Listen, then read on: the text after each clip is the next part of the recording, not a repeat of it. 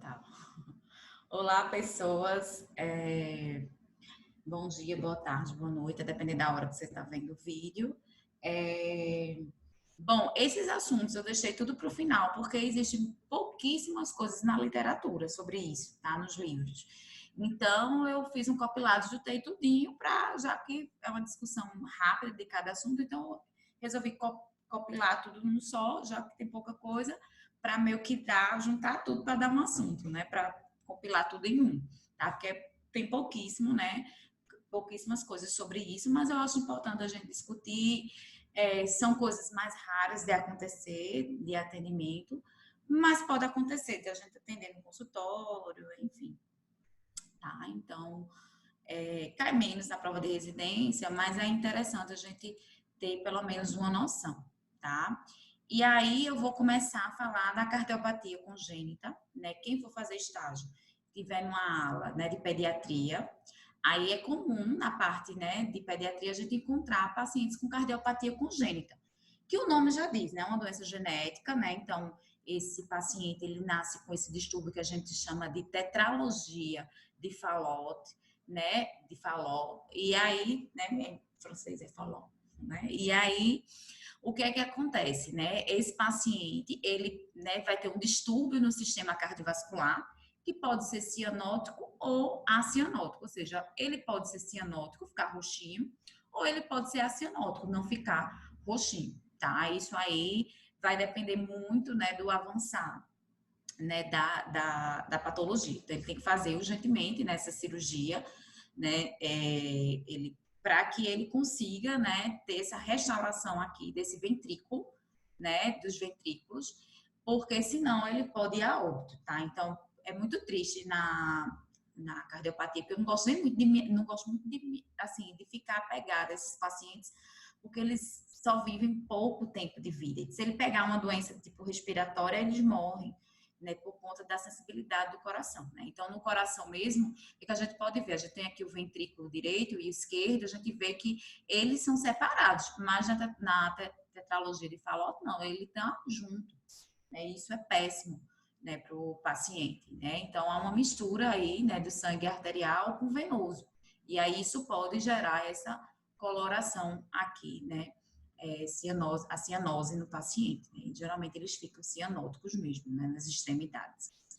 E aí, o que é que acontece? Né? Além dessa junção do ventrículo direito com o esquerdo, né, do paciente, também acontece uma obstrução aqui dessa válvula, né? Que é uma obstrução entre o ventrículo, né? O ventrículo direito com a artéria. Essa artéria aqui é a artéria pulmonar. Então, meio que essa junção aqui, né? Então, isso também, né, pode atrapalha, na verdade, o bombeamento do sangue. Então, obviamente, não vai sangue suficiente para os outros órgãos e esse paciente pode ir a óbito. Então, por um curto período de tempo, né, enquanto ele não faz a cirurgia, ele pode sobreviver. Mas ele tem que fazer a cirurgia logo quando ele é bebê para que ele consiga sobreviver, tá? Mas aí muitas vezes ele pega, principalmente, né, nesse período entre fevereiro e agosto, que é o período das viroses, né, que aí se ele pega uma virose, aí é bronca, que aí ele não sobrevive, tá? E aí essa criança, ela tem dificuldade de se alimentar, por isso que a dieta vai ser bem hipercalórica, né? E tem deficiências nutricionais mais pela desnutrição. Então, são crianças que, além de ter uma alteração no comportamento, porque não vai glicose suficiente, né? Justamente pelo bombeamento sanguíneo, então eles são extremamente irritados, né? E aí ele também tem essa questão da desnutrição. A dieta, né? Então, ela é bem, que a gente tem na literatura, é uma maneira bem direta, a gente usa a fórmula de bolso de 120 a 160. Isso é para pediatria, porque, teoricamente, quando ele for adulto, ele já tem que estar curado, porque ele é incompatível com a vida. Se ele ficar com o coração aqui desse jeito, não fizer a cirurgia de conserto, né, consertando essa válvula e separando os ventrículos, se ele não fizer isso, ele vai a óbito, então ele não chega à idade adulta. Tá? Então, usa-se de 120 a 160 quilocalorias para calcular o VET. E aí você usa, né? Lá no IMIP a gente usa, deixa o paciente no máximo, né? Começa por 120, mas todo dia vai aumentando até chegar com 120 e multiplica pelo peso para calcular o VET. Gordura, a gente bota, né, 50% de gordura, sendo que praticamente 4%, né, de ômega 3, né? Por que tanta gordura, né?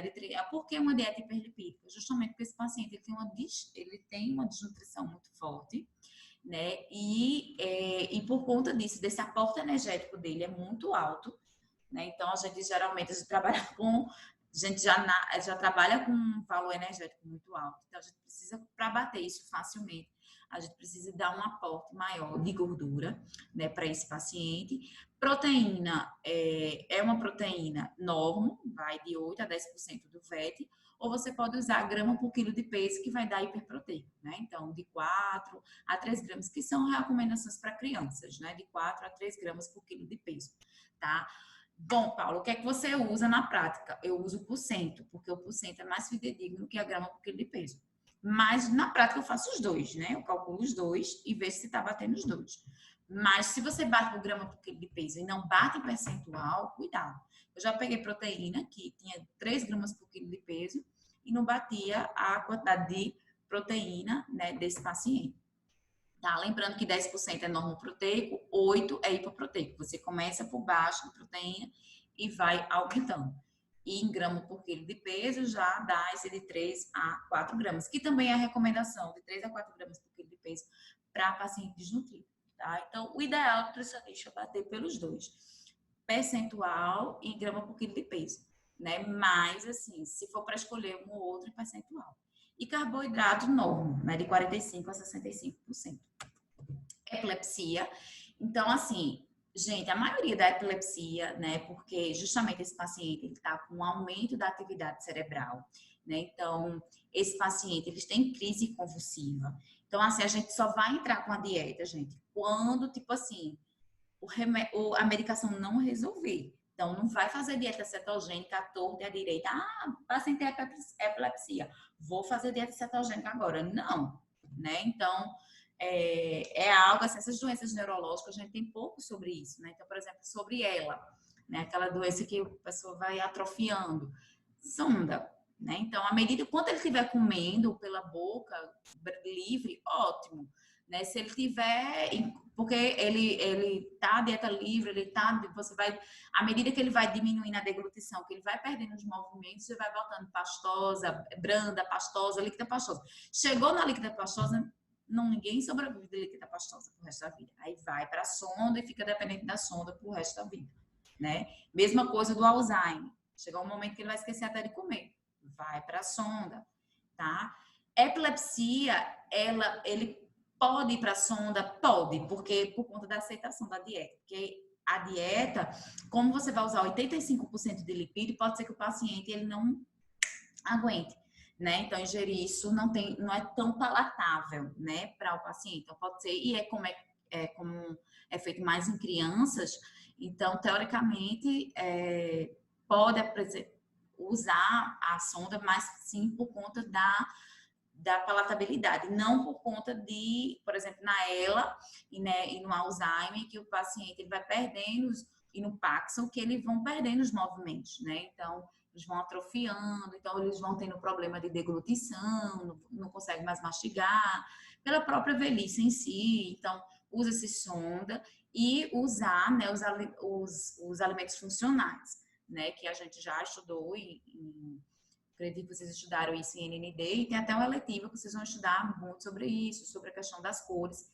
que também a gente até trabalhou semestre passado, né, do resveratrol, do licopeno, do beta-caroteno, do glicosinolato, enfim, dos alimentos verde, roxo, né, enfim, amarelo alaranjado, enfim, que isso deve compor para todos, isso que eu estou falando mesmo, até para todas as doenças neurológicas, né, então, o licopeno, vermelho, né, alimentos de coloração vermelha, amarelo, alaranjado, né, beta-caroteno, o roxo, que é a antocianina, o resveratrol na uva e no vinho tinto. Então, tudo isso, gente, é importante, né, o selênio das castanhas. Então, tudo isso é importante para o paciente neurológico.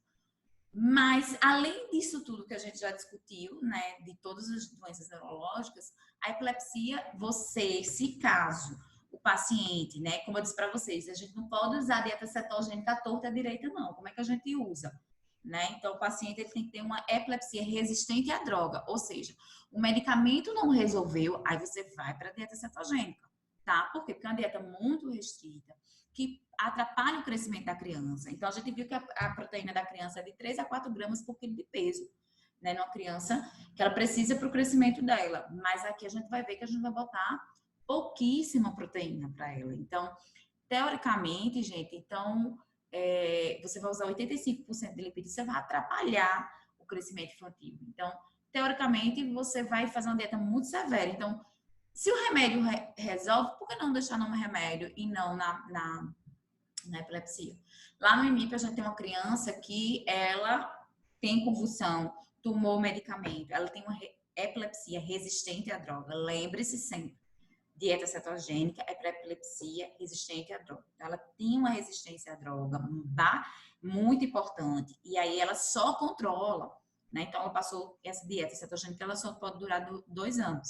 E aí ela fez 2 anos e controlou a epilepsia. É impressionante. Um dia que ela não fizesse a dieta, tem até um depoimento da mãe, né? Que ela foi para um congresso lá no IMIP, e ela dando esse depoimento, que realmente, se ela, um dia que ela deixa de fazer a dieta, a criança tem uma crise convulsiva.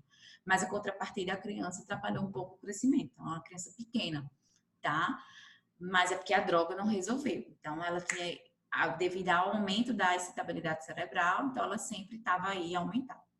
Não revela, assim, a causa é desconhecida, né? Então, é um defeito neurológico e, principalmente, gente, esse defeito é na excitabilidade cerebral.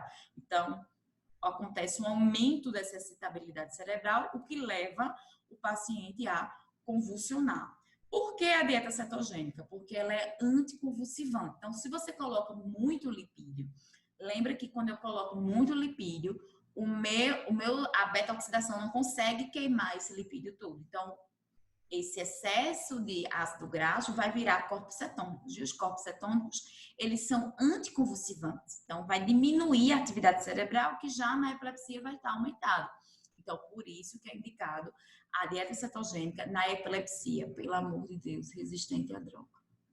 Eu já atendi paciente com desnutrição, tomando medicamento, sendo controlável pelo medicamento e fazendo dieta cetogênica. Não sei. Tá uma moda danada aí, né? Todo mundo fazendo dieta cetogênica. Na verdade, não está, né? Porque para ser dieta cetogênica, no mínimo é 85% de lipídio que tem que ter no veto. E aí? Tá fazendo dieta cetogênica? Não sei. Se você estiver fazendo 85% de lipídio, né? Então, basicamente, esse paciente vai viver de peixe, de TCM, né? De óleo de coco, das castanhas, nozes, amendoim. Então, é basicamente os óleos vegetais e peixes. Óleo vegetal e peixe para bater isso aí, tá?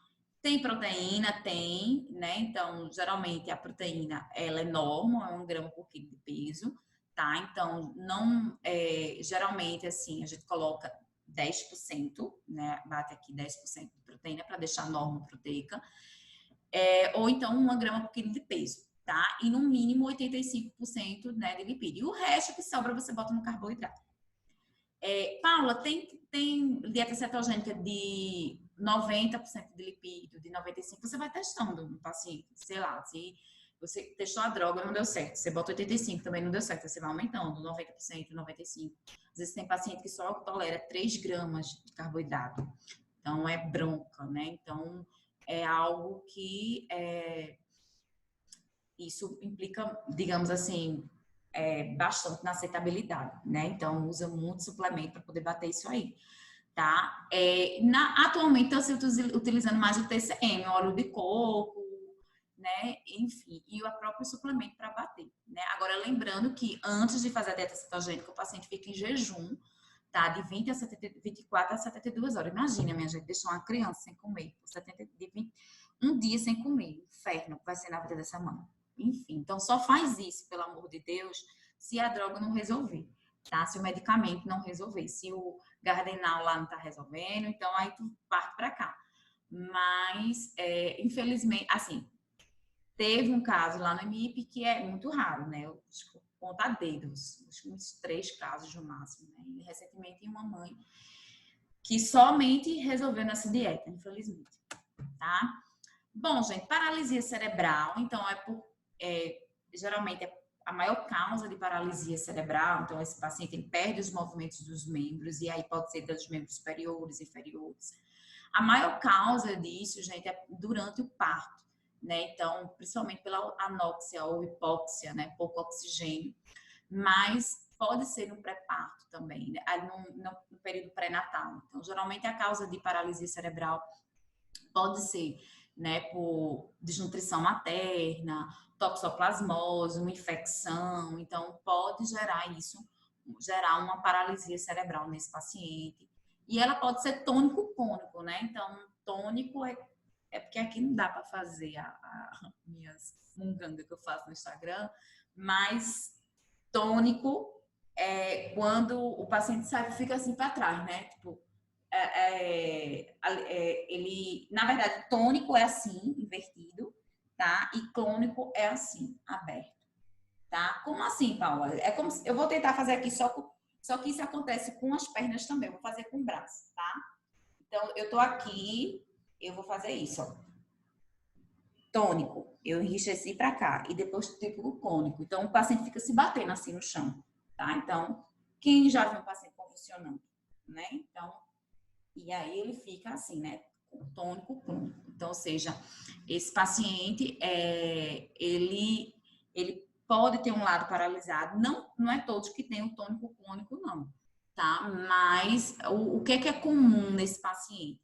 É a atrofia muscular. Então, paciente bastante desnutrido, né? E aí, por isso que a gente vai ver que, já que ele tem muita atrofia muscular, o que a gente faz?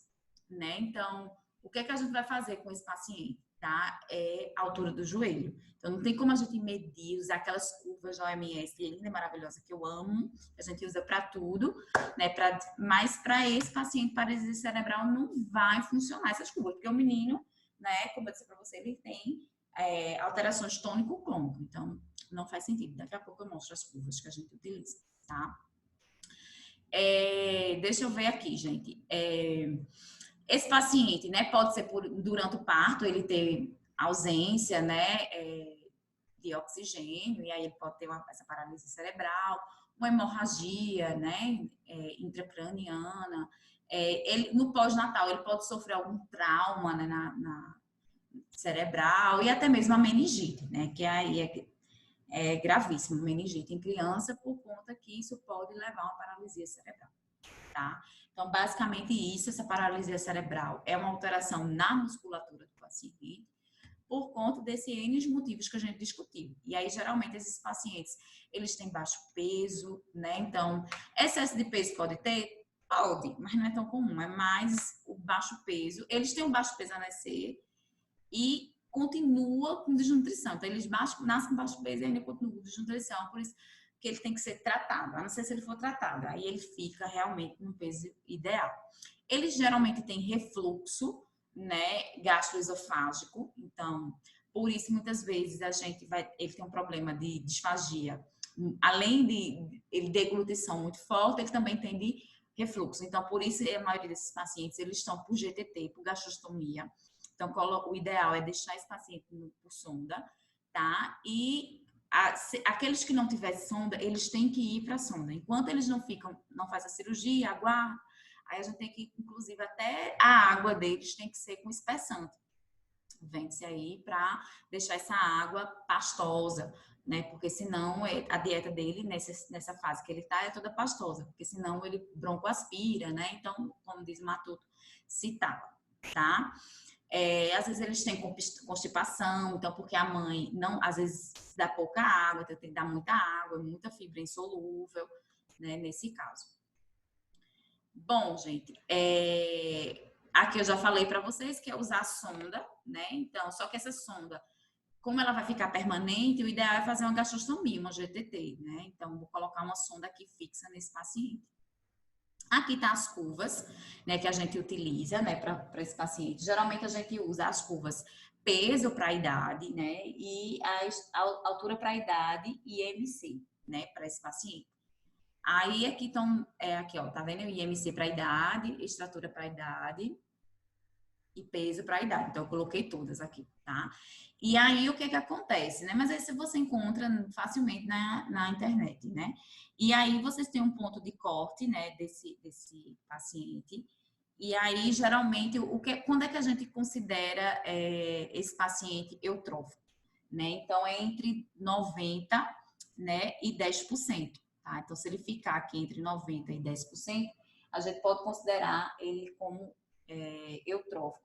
Ah, Paula, aqui, não seria 25 a 75? É o ideal. Mas ele aqui, como é um paciente que ele tem atrofia muscular, então é aceitável que ele fique também entre 10 e 25 como eutrófico. Claro que a gente tem que deixar o mais próximo do zero, né, que é o 50%. Mas, infelizmente, assim, né, felizmente a gente aceita aqui, porque a gente tem que tirar esse desconto dessa atrofia muscular que ele tem em algumas partes, né, do corpo. Certo? Então, essas curvas que a gente usa para paralisia cerebral. Então, a gente não usa as curvas de OMS. Bom, gente, eu não coloquei aqui, mas deixa eu colocar aqui que é uma coisa importante, que é como calcular o VET desse paciente, que a gente usa a altura do joelho, né? Então, vou botar aqui VET.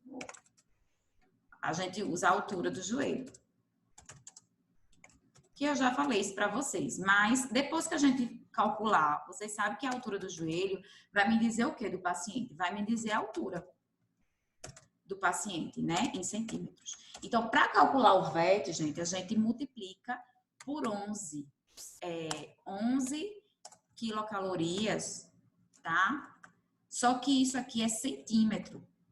Porque geralmente em todas as doenças a gente usa quilo, né? Então a gente pega esse valor e multiplica pelo peso.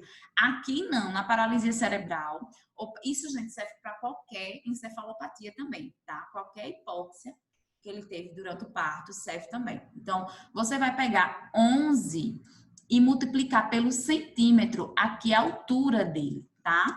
E essa altura dele, como é que a gente calcula? Pela equação de altura do joelho para criança, tá? Que aí, essa altura do joelho, deixa eu até colocar ela aqui, essa fórmula. Então, gente, eu esqueci, lembrei agora. Era um negócio que eu ia adicionar, mas aí eu vou colocar agora. Tenham paciência comigo. Eu fiquei de colocar isso, eu acabei esquecendo. 269, tá? Vezes aqui, a altura do joelho, pronto, mais 24,2. Tá? Então, aqui, gente, a altura, vou botar aqui, estatura estimada. E se vocês virem a avaliação nutricional, tô botando aqui porque nem sei. Tá? Mas eu coloco isso porque tem a de adulto. Aí eu fico com medo de vocês usarem a errada, a de avaliação nutricional. E aí você vai ter a altura estimada. Não vai querer medir o menino, porque não vai dar certo, né? O centímetro normal, porque ele não vai conseguir, né? Então, você faz a altura do joelho. E aí, depois que você estimar, você vai multiplicar o 11 pela altura estimada, tá? Agora, lembrando, gente, quando é que a gente usa 11? Tá? Quando é que a gente usa 11? Quando o paciente, gente, ele não deambula, ou seja, ele não anda. Então, às vezes você atende aquelas crianças da ACD, que você vê que ele vem naquela cadeirinha ali, ele não anda. Então, se ele não anda, você coloca 11, certo? Então, pega 11 e multiplica aqui pela altura, né, estimada do paciente, certo? Agora, digamos, Paula, mas aí ele anda e ele não tem nenhuma disfunção motora. Tem até um na Netflix, tinha até não sei se um seriado da Netflix, não lembro agora, que era que ele até, né, ele tinha paralisia cerebral, mas ele não tinha, assim, você olhando visivelmente, você não conseguia perceber que ele tinha a paralisia cerebral, né? Então, basicamente, ele, como eu posso dizer, ele andava, ele falava normal, andava normal não, assim, ele andava um pouco torto, mas andava. Então, nessa situação que ele tem uma disfunção motora, que ele anda, mas ele tem uma disfunção motora pequena, aí você bota 14, tá? 14 quilocalorias centímetro, tá?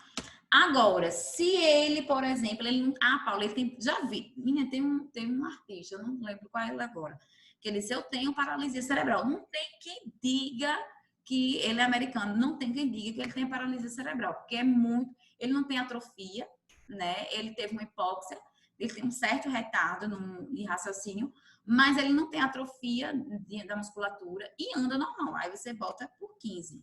Você multiplica por 15. Tá? A gente faz muito só para quando a gente recebe criança, né, da ACD, a gente usa muito, tá?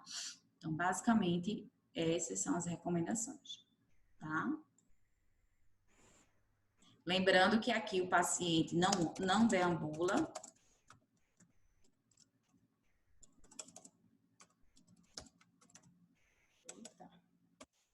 Deambula aqui. Teve uma vez um estudante ficou com raiva de mim porque eu falava deambula.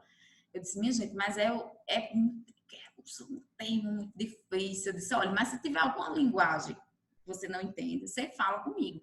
Mas a gente tem que usar esse termo, porque são os termos que vocês vão encontrar no estágio, os termos técnicos. A gente é cobrado disso, inclusive, na clínica, né? Então, você não pode, né? Enfim, tem que usar. Aí, qualquer termo que eu falar que vocês não entenderem, fala comigo. Tira a dúvida. A professora, você falou lá, aquele nome estranho lá, deambula. O que é? Esse aqui deambula, né? E ele tem atrofia pequena. E esse aqui deambula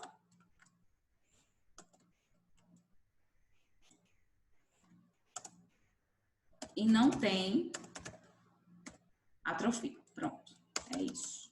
Ok. Desculpa aí, gente. Esqueci de acrescentar isso. Bom, gente, aí em relação... o cardápio é tudo norma, igual uma criança, né, normal. Você vai botar tudo norma. A proteína, você vai ver se ele está desnutrido ou não. Para você fazer o hiperproteico, tá? Que aí para criança, a gente estudou desnutrição semestre passado, que é de 3 a 4 gramas por quilo de peso. Tá? No caso de um paciente assim. E não quer salvar, né? Adoro essas coisas, adoro. Tá? Adoro. Ah, salvou. O que é um Ctrl B, né? Mas já apertou Ctrl B, você já salva. Isso é a minha vida. Ctrl B é isso aí. Bom, aqui tá as curvas, tá? Gente, síndrome de Down, né? Então, quando o paciente tem uma alteração no cromossomo 21, basicamente, o que é que a gente tem de diferente? A gente só tem cuidado se ele não tem obesidade, uma hipertensão, porque senão aí você vai tratar isoladamente, só obesidade, só a dislipidemia, se ele tiver, né? E assim, a outra coisa também que a gente tem que ficar atento é em relação à avaliação nutricional dele. Porque, assim como na paralisia cerebral tem uma curva, existe uma curva também para síndrome de Down, tá? E aí esse paciente ele tem que ficar entre 90, no caso, né? Nesse aqui, quase, entre 90, né, e 10%, né? Então, para que esse, digamos assim, esse paciente ele seja considerado eutrófico. Mas o ideal, gente, é que ele esteja o mais próximo possível de 50%. Agora, se ele está aqui acima de 95%, é porque ele está com, como eu posso dizer, obesidade e abaixo de desnutrição. Então, a gente tem cuidado de usar essa curva, tá? E aí a gente vai tratar ele com, basicamente, se ele tem obesidade, a obesidade. Se ele tem dislipidemia, de maneira individual, tá? E aí, já pegando um gancho na obesidade, né, que a gente vê que tá super em alta na pediatria, por conta justamente dos fatores de risco, os pais, né, dando um mau exemplo, porque você nunca pode perguntar para a criança o que você quer comer. Você tem que dizer, ó, é isso e isso. Mas se você deixar a criança, né, comer o que quer, aí é bronca. E também já desde cedo, já introduzindo, né, os novos alimentos. A gente sabe que tem o fenômeno da neofobia, que a criança vai cuspir, óbvio, que ele vai botar para fora, que é um alimento novo, então ele pode provocar vômito, que é o que a gente chama de neofobia. Ele está conhecendo aquele alimento novo, está começando a comer. E aí você tem que estimular 15 vezes até ele aceitar.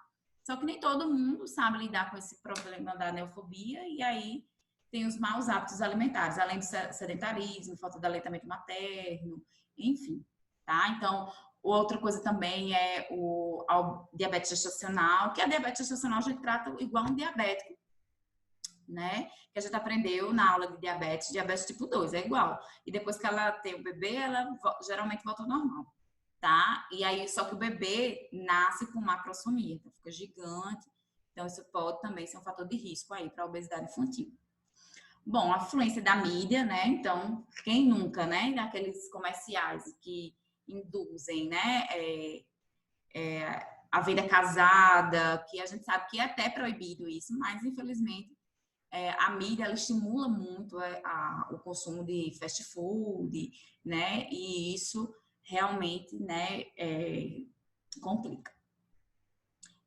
E também o preço, né? Desses alimentos são de baixo custo, então eles são extremamente acessíveis, né? E aí tem a questão, né, dos pais, da influência, né? Não adianta o pai dizer, menino, não come isso. E ele come, então nós somos reflexo. Nossa alimentação é reflexo dos nossos pais. Se a gente for ver o que, é que a gente come em casa, vai ver e compara com a infância, né? Então, tudo isso.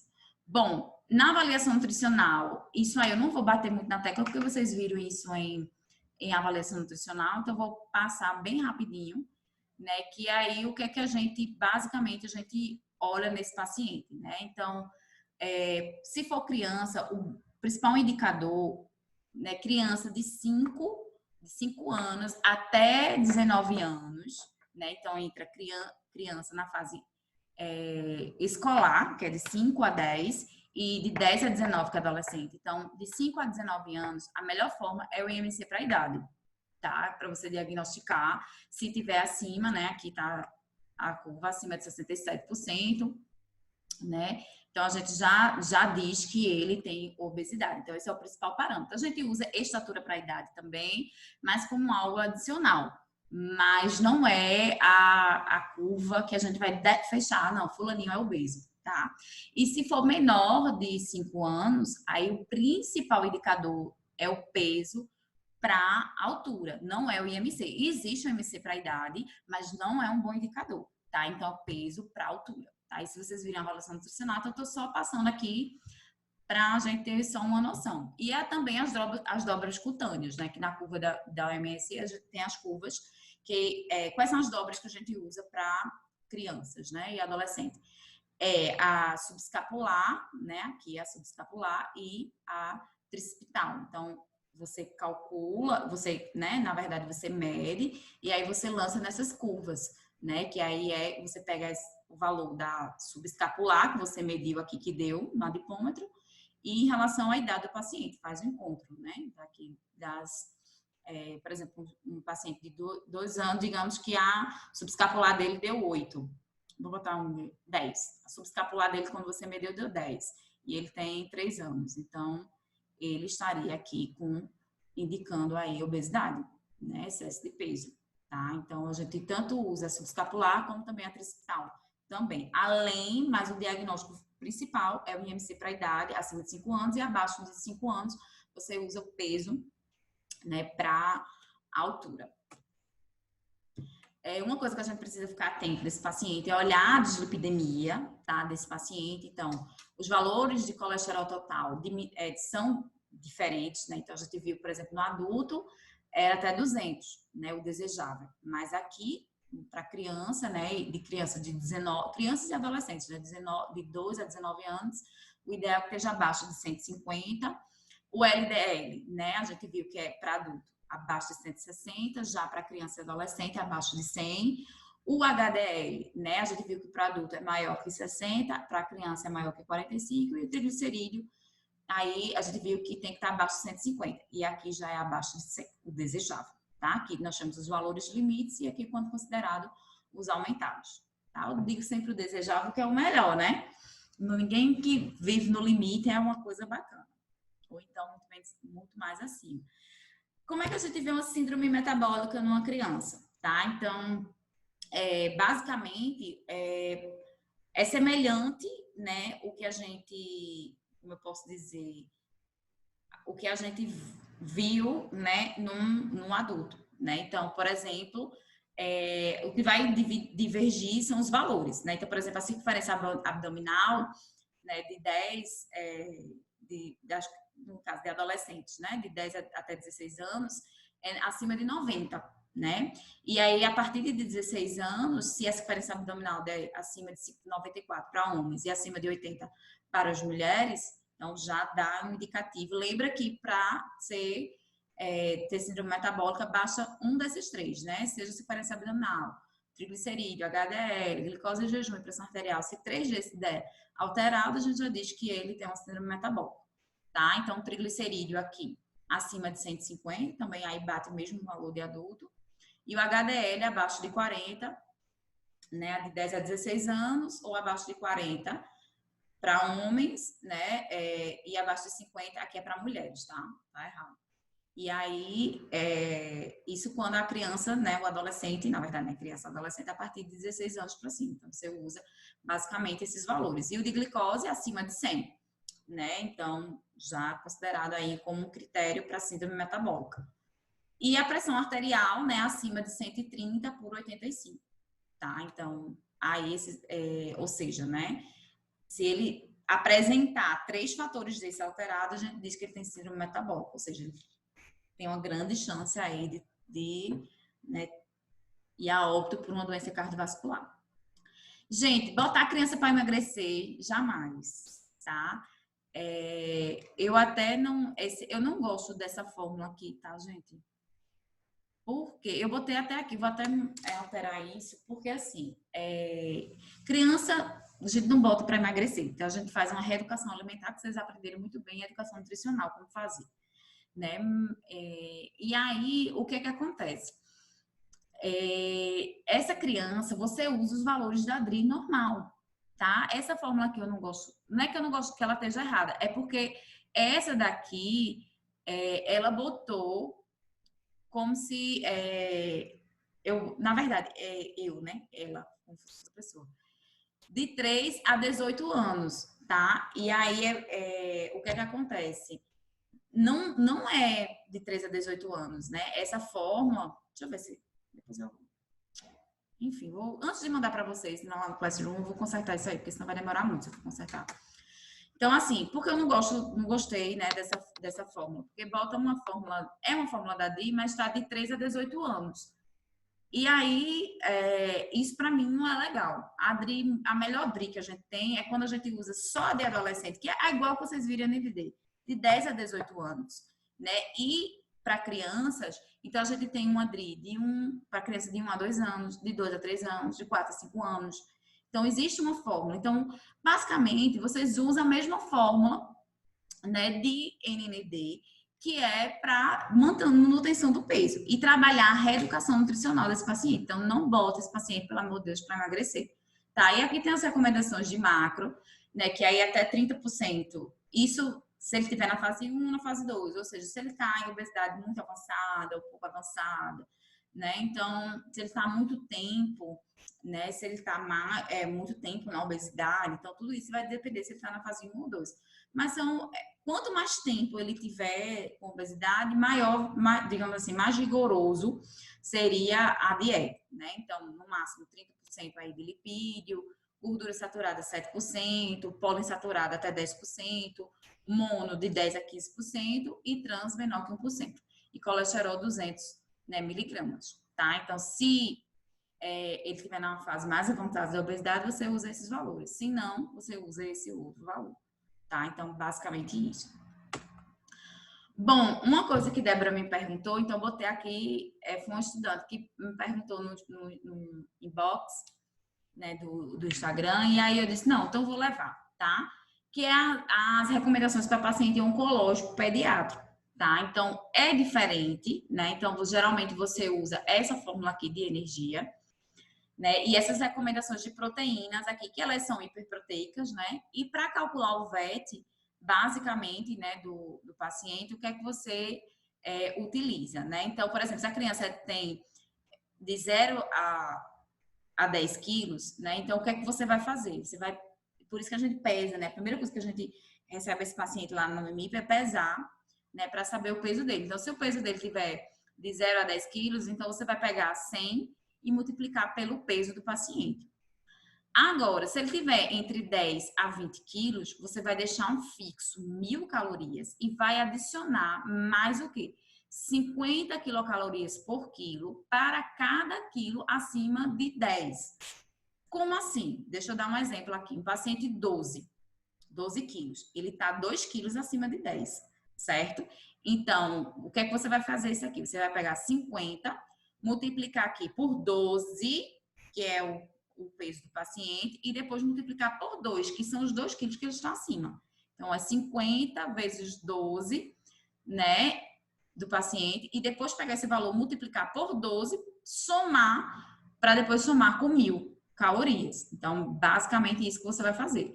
Da mesma forma aqui, quando é mais de 20 quilos, você vai deixar fixo 1.500 calorias e aí adicionar, né, no caso, 20 calorias por quilo a cada quilo acima de 20. Né? Então, basicamente, segue o mesmo raciocínio do anterior. Tá? E aí a dieta, em relação à proteína, ela é hiperproteica, né? Então, até 2 anos, de 2 a 2,5 a 3 gramas.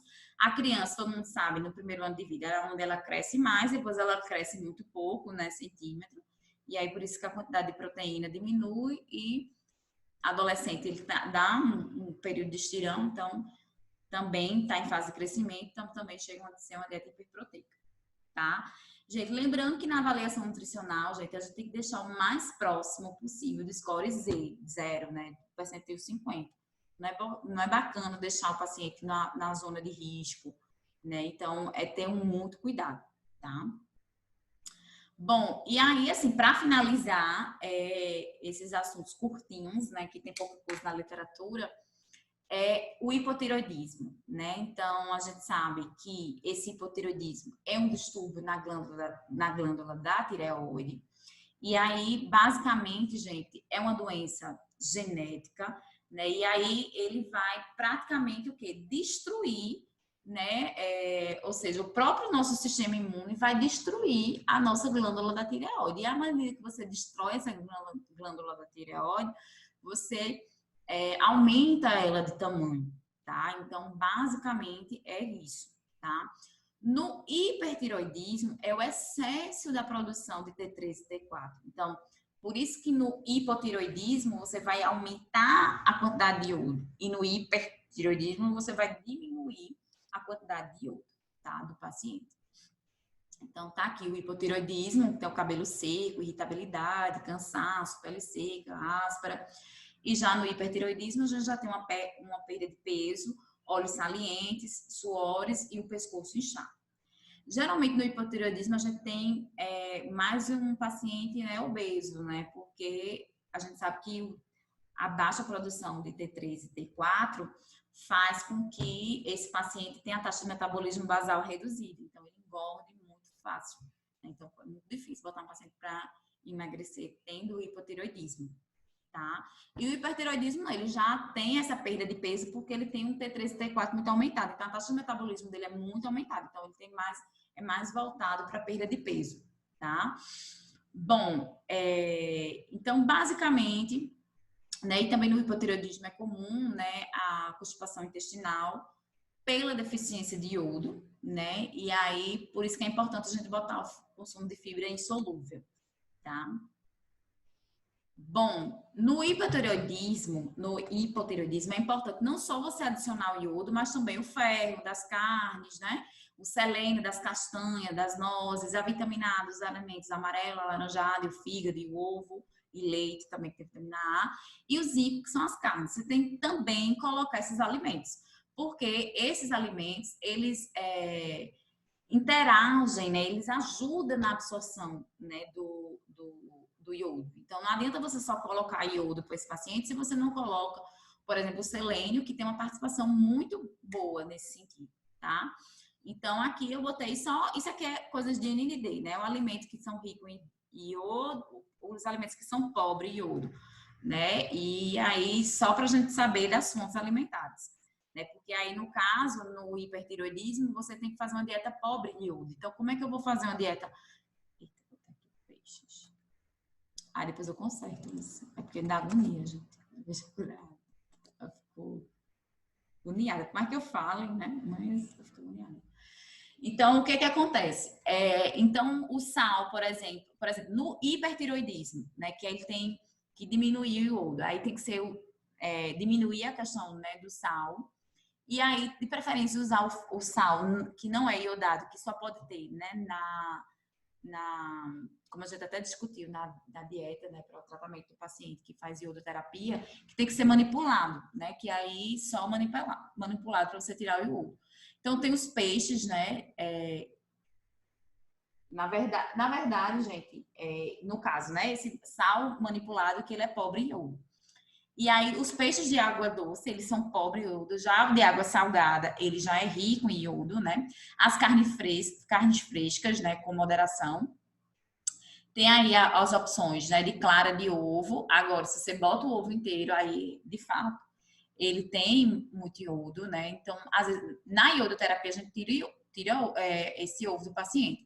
Mas aqui, como você está tratando ou hipotiroidismo ou hipertiroidismo, então meio que é aceitável, tá? Lembrando que no hipotiroidismo, ele tem pouco iodo, então você vai botar mais iodo. Hipertiroidismo, ele tem muito iodo, então você vai reduzir iodo. Então, isso aqui é perfeito para hipertiroidismo, né? Então, no caso, as frutas secas, né? Então, os vegetais também entra aqui, alface, brócolis, beterraba. E aí, gente, uma coisa que esses alimentos que a gente chama de bociogênicos, eles impedem a absorção do iodo, tá? Então, por exemplo, na época que teve muita crise de bócio endêmico, deficiência de iodo, então, justamente as pessoas consumiam no interior muito esses alimentos, né? Então, beterraba, batatas, alface, cebola, tem o brócolis também, couve, ervilha, espinafre, pepino, tomate, repolho, cogumelo fresco. Então, tudo isso são alimentos bociogênicos que atrapalham a absorção, né, de iodo. Então, deve ser evitados na dieta, tá? E aqui tem os pães, né, caseiros preparados com sal sem iodo, arroz, feijão, milho, in natura e farinha. E os doces, né, açúcar, mel e bebidas, água, café de filtro e sucos naturais, tá? Isso para uma dieta pobre em iodo, tá? Que isso é para o hipertiroidismo, tá? Bom, Paula, e no caso do hipotiroidismo, né? Então, você vai colocar os alimentos ricos em iodo. Aí você vai botar os peixes de água salgada, profunda, né? Então, você vai evitar esses alimentos bolsiogênicos que eu falei aqui, né? Que impede a absorção do iodo. Uma outra coisa, assim, que basicamente assim, você não encontra muito na literatura, né? De você colocar o zinco, né, para ajudar na absorção desse iodo. Aqueles minerais que eu já citei, né? O zinco, o selênio, o ferro, todos eles vão ajudar na absorção aí do iodo, né? Então, na produção de hormônio também T3 e T4. Bom,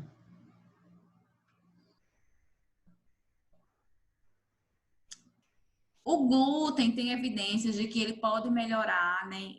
Deve ser evitado, por exemplo, que ele está, tem alguns dados na literatura que fala que o glúten está envolvido no aumento no número de anticorpos, né, tiroidianos.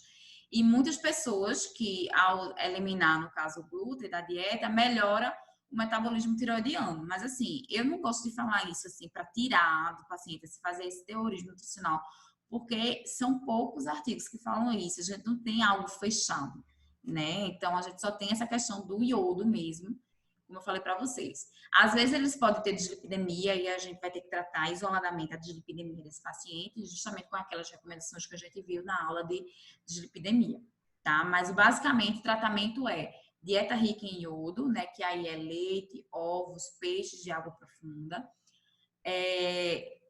E aí também o selênio, zinco, cobre, que você vai botar. O cobre está nas vísceras, né, desse paciente, o ferro também. Eliminar, né, submeter à cocção, né, lembra que esses alimentos são bociogênicos, né, então, repolho, brócolis, né, então, espinafres, deve ser evitado e quando utilizar, você fazer essa fervura e eliminar a água para tentar eliminar esses cianetos, né, que eles têm. Deixa eu ver. E no hipertiroidismo eu já falei para vocês, né? É o contrário. Eu vou colocar muito iodo.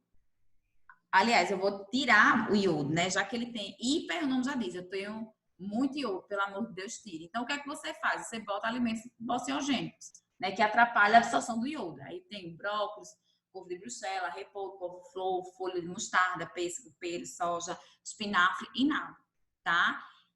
Outras coisas que a gente deve evitar também é o consumo de chá, café, nicotina, refrigerante, porque isso estimula ainda mais, né, a produção de T3 e T4 desses pacientes. Cuidado com a fibra, usar mais a fibra solúvel, porque esse paciente pode ter diarreia, tá? E basicamente você vai diminuir a ingestão de iodo, que aí a gente, quais são os alimentos que é rico em iodo, que eu já falei aqui, leite, ovos e peixes de água salgada. Então, né, e além dos industrializados, né, de maneira geral, são os alimentos que mais têm iodo. Então, basicamente isso. Bom, gente, eu fiz um compilado, né, desses assuntos que, tipo assim, quase você pega o livro, você pode pegar e a apostila residência, você tem um parágrafo, você pega um livro, você sai catando, eu disse, eu vou fazer o seguinte, vou pegar esses assuntos tudo, tá? Esses assuntos de 5 minutos, vou botar tudo no sol para a gente discutir, que são casos que a gente atende menos, né? Mas eu acho que a gente nunca diga nunca, né? Sabe lá Deus se a gente encontra com um paciente desse, precisa utilizar, a gente tem pelo menos uma noção, tá bom? Beijos e dúvidas, gente, vocês coloquem no direct do Instagram ou pode mandar uma mensagem para mim, né, através do representante, pedindo o link do Zoom que a gente se encontra e tira as dúvidas, né? Enfim. Beijos, última aula, né? Boa prova. Pare de dar fila pro colega, né? Então, tem gente dando fila aí. Eu quero ver que você ensinar, ajudar o colega, não tem problema não. Agora fica dando fila aí. Eu quero ver como é que vai ser vocês no estágio. Para escolher o local de estágio, você sabe que quem tiver vai ser por nota, né? Então, cuidado aí com essas filas, tá bom? Beijos, estudem bastante, né? A prova, meu Deus, demais, não vou nem falar. Tá bom? Beijos. Fui. Onde é que eu encerro aqui? Ai, Jesus, doido. Espero que esse negócio volte ao normal. Mesmo que voltar ao normal, a gente não se vê, né? Vocês vão estar no estado. Boa sorte nos estados. Não vamos despedir agora, não, porque ainda tem a semana de exercício, né? É a aula teórica, viu? Semana que vem tem os exercícios. Vou corrigir todos os exercícios semana que vem. E vai pensar que não vai ter mais aula. Minha gente, como é que eu paro aqui, meu Deus? Achei!